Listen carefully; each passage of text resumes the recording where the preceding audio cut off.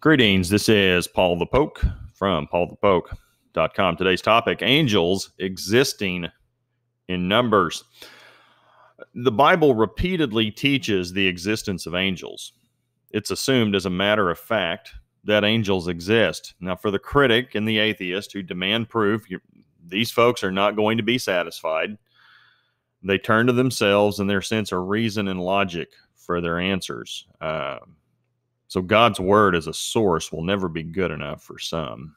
One example of the existence of angels, Hebrews 1, verses 6 and 7.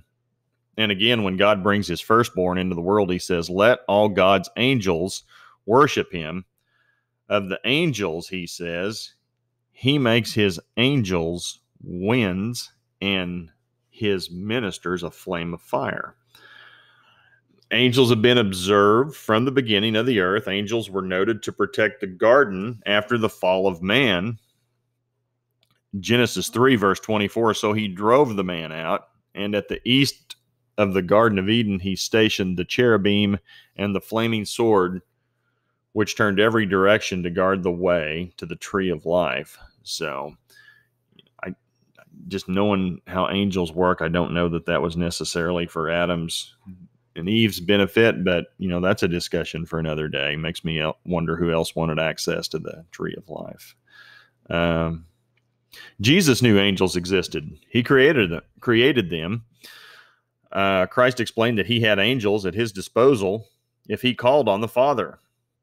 In the context of the comments we're about going to go over is to a Roman soldier had to be pretty overwhelming. A Roman legion was estimated to be about 5,000 soldiers. Jesus was claiming he could have about 60,000 angels at his word with destructive and formidable heavenly force. Jesus knew he could avoid arrest and ultimately death. The Godhead was in absolute control of the situation in the Garden of Gethsemane. Yet he submitted himself to arrest and ultimately death on a cross. And we get that from Matthew 26, verse 53. "Do you think that I cannot appeal to my Father, and he will at once send me more than 12 legions of angels?" So he could have taken care of that issue in the garden. He could have avoided arrest. No big deal. The number of angels is innumerable. In the Greek, the word is myrios. We get the word myriad from this in the English, and it literally means 10,000. In the verse below, the word is plural, so there are 10,000s upon 10,000s. The number of angels could not be counted. And that's in Hebrews 12, verse 22. "But you have come to Mount Zion, and to the city of the living God, the heavenly Jerusalem, and to myriads of angels." And Elisha communicates the same idea to a follower of his in 2 Kings. When the veil is pulled back, the number of angels is overwhelming. 2 Kings 6, verses 16 and 17, that's Elisha, said, "Do not be afraid, for those who are with us are more than those who are with them." Then Elisha prayed and said, "O Lord, please open his eyes that he may see." So the Lord opened the eyes of the young man, and he saw, and behold, the mountain was full of horses and chariots of fire all around Elisha.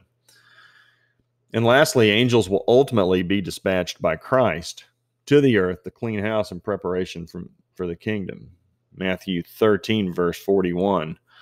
"The Son of Man will send forth his angels, and they will gather out of his kingdom all stumbling blocks and those who commit lawlessness." So angels will prepare the way, cleanse the planet, if you will, prior to the arrival or with the arrival of Christ. So, guys, this is a series that will be taking place, be categorized under angels here in the far right column.